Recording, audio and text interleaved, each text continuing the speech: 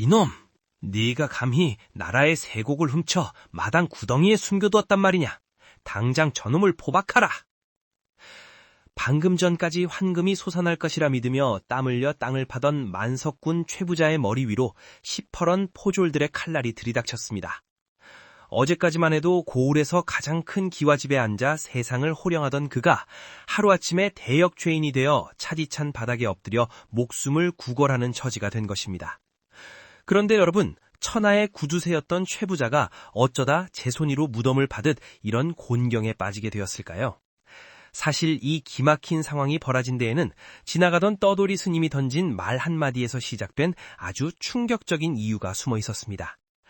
재물에 눈이 멀어 사람의 도리를 잊었던 한 부자가 겪게 되는 파란만장한 응징과 깨달음의 이야기, 지금부터 그 속사정을 하나씩 풀어보겠습니다. 옛날 옛적 경상도 어느 고을에 땅이란 땅은 모조리 제 것이 아니면 성이 안 차는 최부자라는 이가 살고 있었습니다.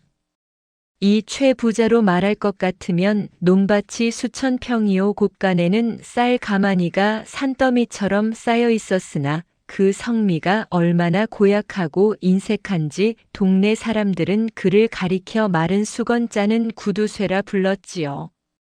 가뭄이 들어 이웃들이 굶어 죽어갈 때도 최 부자는 곡식 가격이 오르기만을 기다리며 문 걸어 잠그기 일쑤였고 지나가는 과객이 하룻밤 묵어가길 청하면 몽둥이질로 쫓아내기 바빴습니다.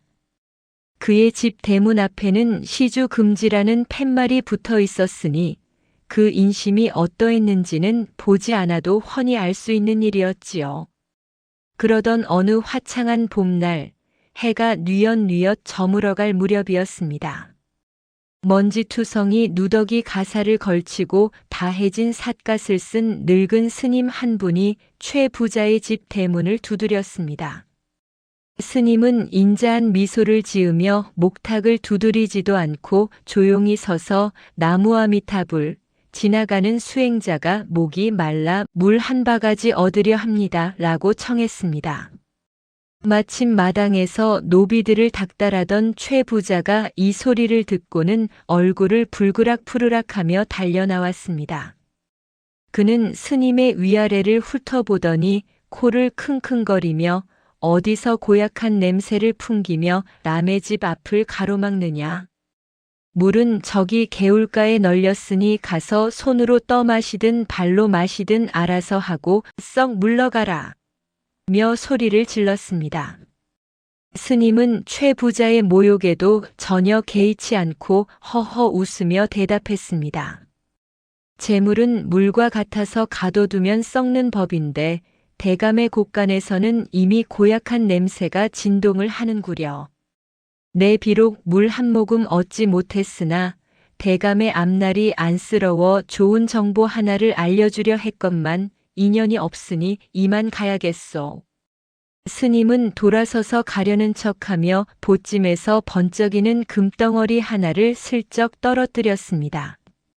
노을빛에 반사된 황금의 광채가 최 부자의 눈에 번쩍 뜨였고 평소 돈이라면 자다가도 일어나는 최 부자의 심장이 요동치기 시작했습니다.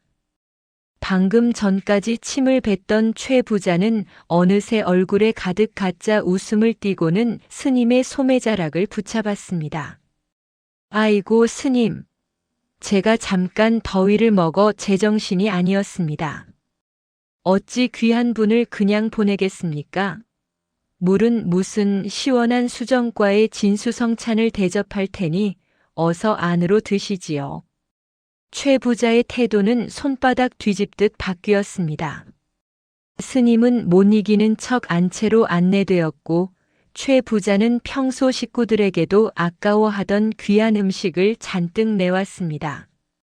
하지만 최 부자의 머릿속에는 오로지 아까 보았던 그 큼지막한 황금 덩어리와 스님이 말한 좋은 정보에 대한 생각뿐이었습니다. 스님은 천천히 음식을 들며 최 부자의 탐욕스러운 눈빛을 꿰뚫어 보고 있었습니다. 이것이 최 부자를 향한 거대한 가르침의 시작임을 그 어리석은 부자는 꿈에도 모른 채 스님의 입술만 뚫어지게 쳐다보고 있었답니다.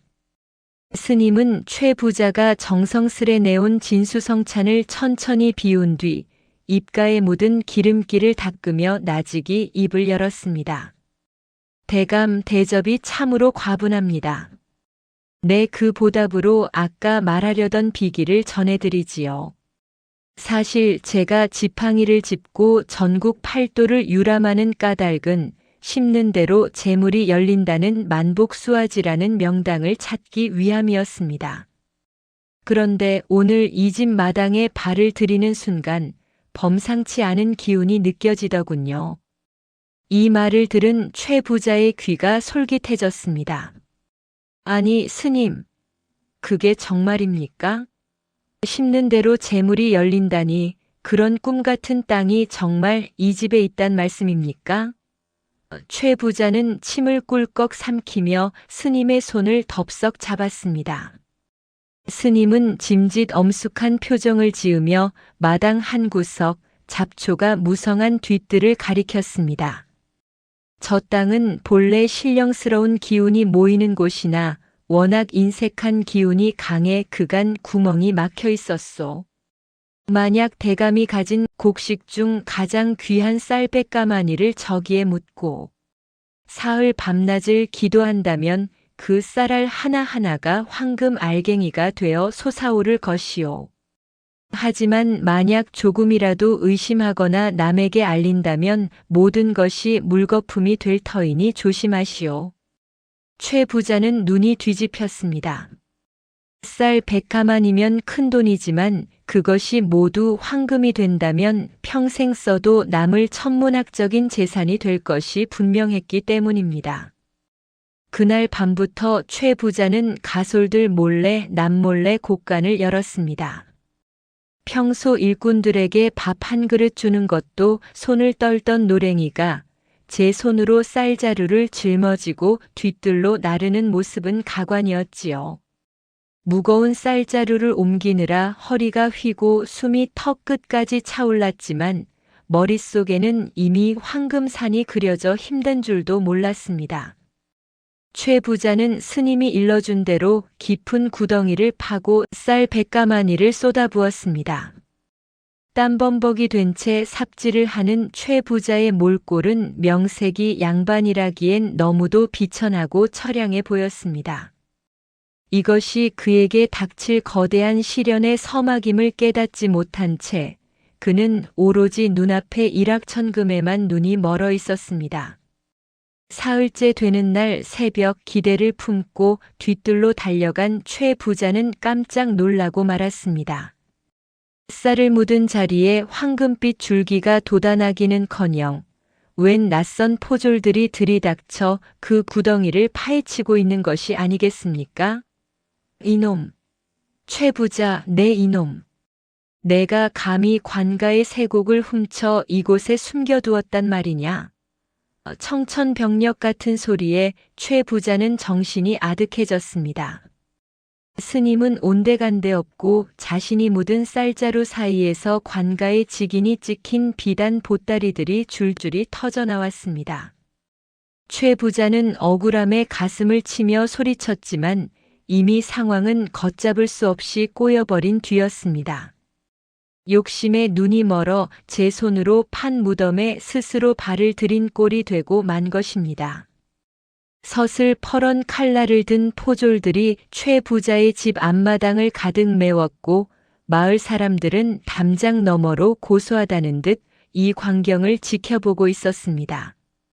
최 부자는 사색이 되어 바닥에 넙죽 엎드렸습니다. 나으리, 이것은 무언가 크게 잘못된 것입니다. 저는 그저 스님이 시키는 대로 제 쌀을 묻었을 뿐이지 관가의 물건에는 손끝 하나 대지 않았습니다. 최 부자가 억울함을 호소하며 울부짖었으나 포교는 차가운 비웃음을 흘리며 파헤쳐진 쌀더미 속에서 황금 관인과 비단 꾸러미를 높이 들어 보였습니다. 그것은 며칠 전 인근 고을로 압송되던 중 사라졌던 임금님께 바칠 진상품과 세곡의 일부였으니 그 죄목은 가히 대역죄에 버금가는 중죄였습니다. 사태는 최 부자의 생각보다 훨씬 심각하게 돌아갔습니다. 평소 그에게 멸시를 당하며 품삯조차 제대로 받지 못했던 노비들이 하나둘 관가에 고발하기 시작한 것입니다. 나으리, 저희 주인 어른이 밤마다 몰래 마당을 파헤치는 것을 똑똑히 보았습니다요. 어쩐지 곳간에서 쌀을 빼돌리더니 이런 흉계가 있었을 줄이야 누가 알았겠습니까? 평소라면 매질이 무서워 입도 뻥긋 못했을 머슴들이 앞다투어 거짓과 진실을 섞어 증언을 쏟아내니 최 부자는 그야말로 도간의 든쥐 신세가 되고 말았습니다. 스님이 일러준 황금이 열리는 명당이라는 말은 간데없고 그 자리는 최 부자의 죄상을 증명하는 명백한 증거의 구덩이가 되어버렸습니다. 최 부자는 포졸들에게 끌려가며 연신 스님을 찾았습니다. 그 스님을 잡아주시오. 그자가 나를 속였소. 그놈이 이 모든 것을 꾸민 것이오. 하지만 스님은 이미 연기처럼 사라진 뒤였고 마을 어디에도 그런 승려를 보았다는 이는 없었습니다. 오히려 관가에서는 본래 제 욕심에 눈이 멀면 헛개비도 보이는 법이라며 최 부자의 말을 광인의 헛소리로 치부했습니다. 최 부자는 육중한 칼을 목에 쓴 채 장터로 끌려나갔고 길가에 늘어선 백성들은 그를 향해 돌팔매질하며 욕설을 퍼부었습니다. 천벌을 받은 게야. 남의 피눈물을 짜내더니 결국 나라 물건까지 손을 대? 라는 조롱이 사방에서 쏟아졌습니다. 평소 위풍당당하던 최 부자의 비단옷은 갈기갈기 찢겨 누더기가 되었고 상투는 풀어 헤쳐져 산발이 된 채 차가운 옥방 바닥에 내던져졌습니다. 눅눅하고 쥐가 들끓는 감옥 안에서 최 부자는 비로소 자신이 처한 현실을 직시하게 되었습니다. 하지만 그는 여전히 자신의 잘못을 뉘우치기보다는 자신을 속인 스님에 대한 원망과 빼앗길 재산에 대한 걱정뿐이었습니다. 내 돈, 내 쌀, 내 황금들. 최 부자는 쇠창살을 붙잡고 통곡했지만 돌아오는 것은 옥졸에 매정한 발길질 뿐이었습니다. 한순간에 탐욕이 불러온 누명은 거대한 바위처럼 최 부자의 숨통을 조여왔고 그의 화려했던 명성은 단 하루 만에 추락의 끝을 향해 달리고 있었습니다. 차디찬 감옥 바닥에서 뜬 눈으로 밤을 지새운 최 부자에게 떨어진 판결은 그야말로 가혹했습니다.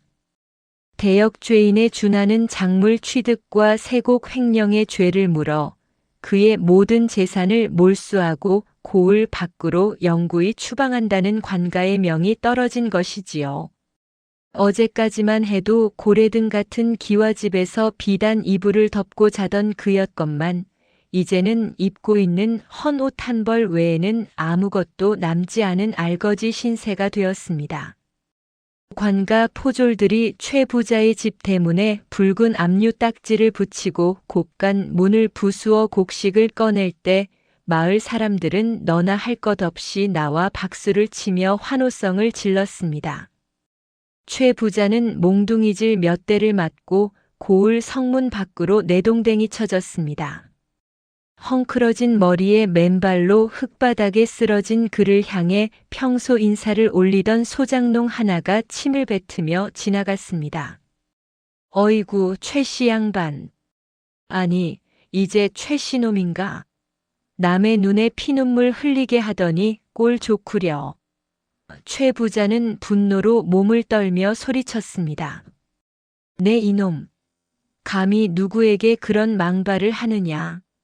내가 누군지 잊었느냐? 그러나 돌아오는 것은 비웃음 섞인 돌멩이뿐이었습니다. 명예도 권세도 재물도 사라진 그에게 남은 것은 오직 비루한 목숨뿐이었으니 그는 비로소 자신이 그토록 업신여겼던 비천한 이들보다 못한 처지가 되었음을 실감했습니다. 갈 곳 없는 최 부자는 허기를 이기지 못해 마을 어귀 만두가게 근처를 서성였습니다. 김이 모락모락 나는 만두 냄새에 침이 꼴깍 넘어갔지만 주머니에는 단돈 한 푼도 없었지요. 주인장, 나를 모르오? 내가 저기 기와집 살던 최 부자란 말이오. 만두 한 알만 주면 나중에 만배로 갚겠소. 그의 말에 만두 가게 주인은 코웃음을 쳤습니다. 만배? 지나가는 개가 웃겠소이다. 공짜 만두는 없으니 어서 썩 물러나지 못할까?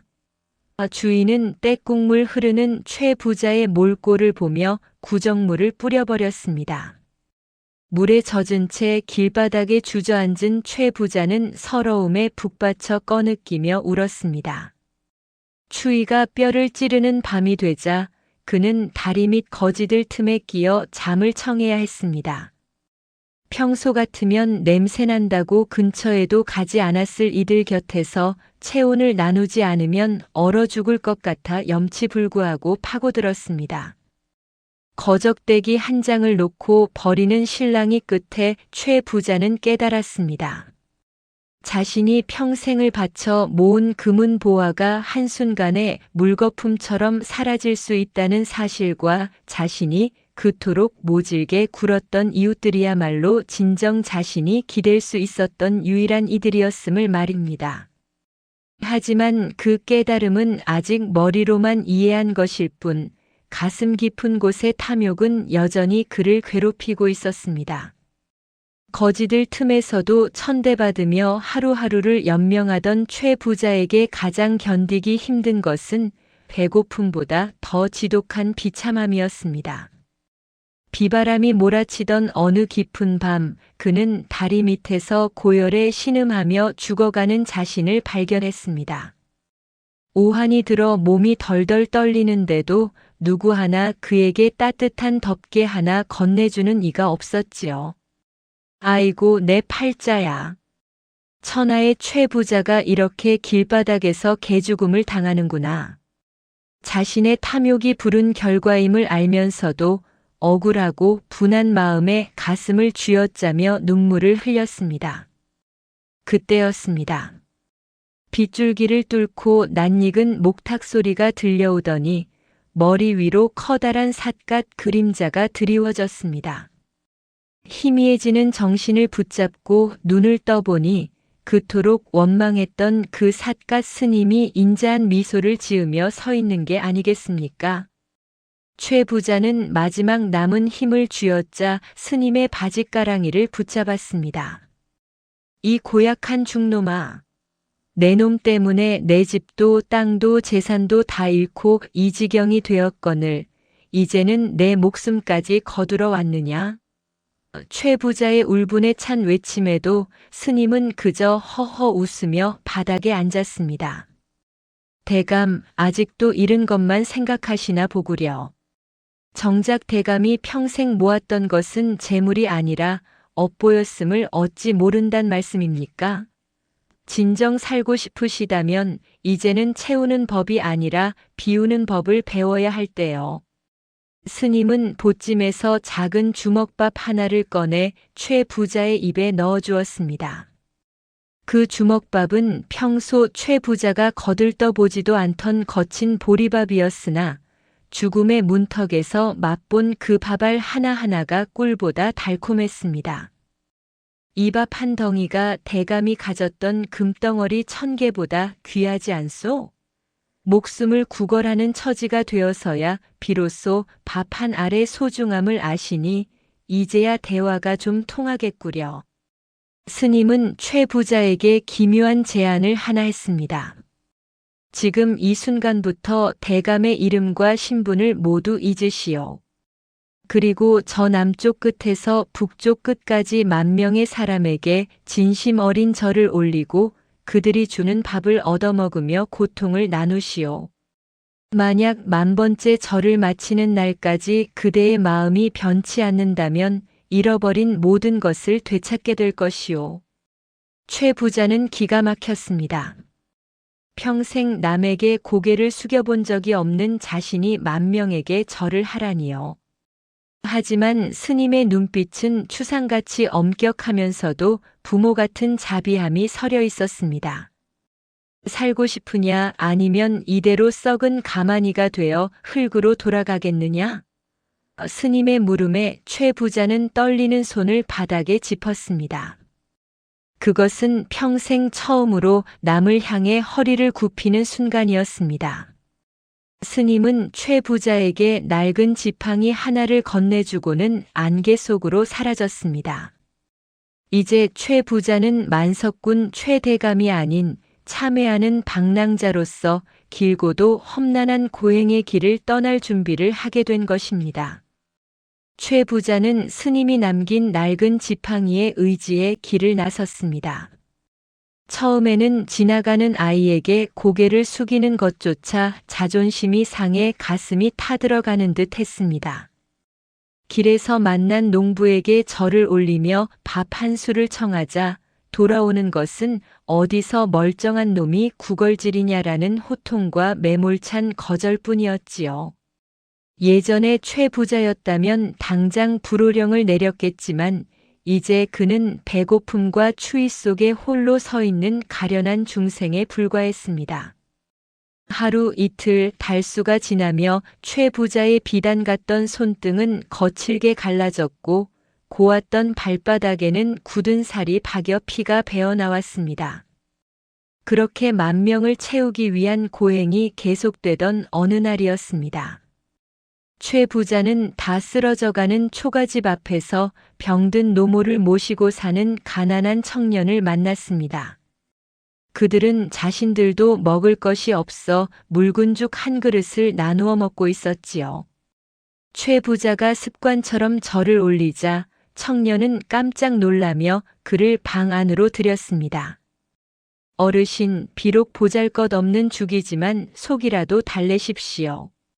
청년이 내민 죽 한 그릇에는 정성이 가득 담겨 있었습니다. 최 부자는 그 죽을 넘기며 목이 메어 한참을 울었습니다. 예전에 자신이라면 저런 가난한 자들을 게으르다 비웃으며 쫓아냈을 터인데 정작 자신을 살리는 것은 그들이 나누어준 작은 온기였음을 깨달은 것이지요. 수천 번의 절이 반복될수록 최 부자의 마음속에 가득 찼던 탐욕의 찌꺼기들이 하나둘 씻겨 내려갔습니다. 이제 그는 길가에 핀 이름 없는 들꽃을 보며 감사할 줄 알게 되었고 무거운 짐을 지고 가는 노인을 보면 먼저 달려가 어깨를 빌려주었습니다. 사람들은 더 이상 그를 미워하지 않았습니다. 오히려 인상 좋은 할아범이라 부르며 주머니에 알밤 하나라도 찔러 넣어주었지요. 최 부자는 그 작은 선물에 진심으로 고개를 숙이며 눈물을 흘렸습니다. 아, 내가 그토록 움켜쥐려 했던 재물은 한낱 모래알이었구나. 사람의 마음을 얻는 것이 이토록 따뜻하고 귀한 것임을 왜 이제야 알았단 말인가. 만명의 목표가 가까워질수록 최 부자의 얼굴에는 탐욕스러운 부자의 기색은 온데간데 없고 수행자 같은 평온함이 깃들기 시작했습니다. 그는 이제 스님이 약속한 재산을 되찾는 일보다 자신이 상처 주었던 사람들에 대한 미안함으로 가슴을 채웠습니다. 마지막 1000명을 남겨두었을 때 최 부자는 길가에서 다리를 다친 강아지 한 마리를 정성껏 치료해주며 말했습니다. 미안하구나, 작은 생명아. 내가 진작 이런 마음을 가졌더라면 세상이 조금 더 따뜻했을 텐데. 고통스러운 고행은 이제 최 부자에게 있어 자신을 닦는 소중한 수행이 되었고 그의 영혼은 어느덧 만석군 시절보다 훨씬 더 풍요로워져 있었습니다. 최 부자가 드디어 10,000명째 되는 사람에게 머리를 조아려 마지막 절을 올리던 날이었습니다. 그가 고개를 들자 눈앞에는 그토록 그리워하고 원망했던 삿갓 스님이 인자한 미소를 지으며 서 계시는 게 아니겠습니까? 최 부자는 예전처럼 스님의 멱살을 잡지도 소리를 지르지도 않았습니다. 그저 묵묵히 다가가 스님의 발 앞에 다시 한번 정중히 큰 절을 올렸지요. 스님, 이제야 알겠습니다. 제가 지은 죄가 태산보다 무거웠음을, 그리고 그 고통이 저를 살리는 약이었음을 깨달았습니다. 최 부자의 목소리에는 깊은 참회와 평온함이 서려 있었습니다. 그때 스님이 손뼉을 짝 치자 놀라운 광경이 펼쳐졌습니다. 안개 속에서 최 부자를 잡아갔던 포교와 옥졸들, 그리고 재산을 몰수해 갔던 관가 하인들이 줄줄이 나타나 최 부자에게 허리를 숙여 인사를 하는 것이었습니다. 대감, 그동안 고생 많으셨습니다. 포교의 정중한 인사에 최 부자는 어안이 벙벙해졌지요. 알고 보니 이 모든 일은 최 부자의 오랜 친구였던 고을 사또와 스님이 짜고 벌인 거대한 연극이었습니다. 관가의 세곡을 훔쳤다는 누명도 재산 몰수도 모두 최 부자의 지독한 탐욕을 고치기 위해 꾸며낸 방편이었던 것입니다. 대감의 재산은 단 한 푼도 사라지지 않았소. 사또의 명으로 내가 잠시 보관하고 있었을 뿐이지요. 스님의 말에 최 부자는 헛웃음이 나왔습니다. 자신이 그토록 울고불고하며 미워했던 상황들이 모두 자신을 가르치기 위한 연극이었다니요. 하지만 최 부자는 화를 내기는커녕 오히려 스님의 손을 꽉 잡았습니다. 스님, 감사합니다. 만약 이런 혹독한 시련이 없었다면 저는 죽는 날까지 돈의 노예가 되어 비참하게 살았을 것입니다. 제 재산이 그대로 있다니 다행입니다만 이제 그 재산은 예전의 제 것이 아닙니다. 스님은 최 부자의 변한 눈빛을 보며 고개를 끄덕였습니다. 사실 뒤뜰에 묻었던 쌀백가마니는 고을에 굶주린 백성들에게 이미 고루 나누어졌고 최 부자가 방랑하는 동안 그의 고가는 어려운 이웃들을 위한 구휼미로 쓰이고 있었습니다. 최 부자는 자신의 재산이 황금이 되어 솟아나지는 않았지만 대신 사람들의 웃음꽃으로 피어난 것을 확인하고는 가슴 벅찬 감동을 느꼈습니다. 탐욕이라는 눈가리개를 벗어던진 최 부자에게 세상은 더 이상 싸워 이겨야 할 전쟁터가 아니라 함께 나누고 가꾸어야 할 아름다운 낙원이 되어 있었습니다. 고을로 돌아온 최 부자는 예전에 거만하던 최 대감이 아니었습니다. 그는 돌아오자마자 가장 먼저 마을 사람들을 불러 모아 큰 잔치를 벌였습니다. 하지만 그 잔치는 단순히 먹고 즐기는 자리가 아니었습니다. 최 부자는 사람들 앞에서 자신의 지난 날을 진심으로 사과하며 그동안 받아온 고리대금의 장부를 모두 가져와 불길 속에 던져버렸습니다. 여러분, 내 그동안 재물에 눈이 멀어 사람 귀한 줄 몰랐소. 이제 이 장부는 제가 되었으니 여러분은 나에게 빚진 것이 하나도 없소이다. 활활 타오르는 불길을 보며 사람들은 환호성을 질렀고 최 부자의 얼굴에는 평생 본 적 없는 환한 미소가 피어올랐습니다. 이후 최 부자는 자신의 집 대문을 활짝 열어두었습니다. 배고픈 과객이 오면 따뜻한 밥상을 내어주고 갈 곳 없는 이들에겐 잠자리를 내주었지요. 마을에 가뭄이 들면 제곡간을 먼저 열어 곡식을 나누었고 아이들이 공부할 수 있도록 서당을 세우는데 재산을 아끼지 않았습니다. 사람들은 이제 그를 욕심쟁이 최 부자가 아닌 최 자선가 혹은 우리 동네 할아버님이라 부르며 존경의 눈길로 바라보았습니다. 기이하게도 재산을 나누어 주면 줄수록 최 부자의 고가는 비어가는 것이 아니라 그를 돕고자 하는 이들의 정성과 풍년의 축복으로 늘 가득 차 있었습니다. 세월이 흘러 삿가 스님이 다시 최 부자의 집을 찾았을 때 최 부자는 소박한 무명옷을 입고 마당에서 아이들과 어울려 놀고 있었습니다. 스님을 발견한 최 부자가 반갑게 달려가 손등을 맞잡았습니다. 스님, 이제야 제가 찾던 진짜 황금이 무엇인지 알겠습니다. 땅속에 묻힌 금덩어리가 아니라 사람들의 얼굴에 핀 웃음꽃이 바로 진짜 황금이더군요. 스님은 허허 웃으며 지팡이를 휘둘렀습니다. 대감이 이제야 천하 제일의 부자가 되셨구려. 마음을 비우니 온 세상이 대감의 정원이 아니오? 두 사람은 노을 지는 들판을 보며 한참 동안 즐거운 담소를 나누었습니다. 최 부자는 그 후로도 오랫동안 장수하며 고을의 정신적 지주로 살았습니다. 그가 세상을 떠나던 날 고을의 모든 백성이 흰 소복을 입고 나와 그의 마지막 길을 눈물로 배웅했다고 전해집니다. 권선징악의 도리는 이처럼 멀리 있지 않았습니다. 탐욕을 버리고 나눔을 선택한 최 부자의 이야기는 입에서 입으로 전해져 후대의 사람들에게 진정한 부란 무엇인가에 대한 깊은 울림을 남겼습니다. 욕심은 바다와 같아 채울 길 없으나 베풀문 샘물과 같아 마를 날 없다는 옛말을 몸소 증명한 채 최 부자의 전설은 오늘날까지도 구수한 야담으로 우리 곁에 남아있답니다.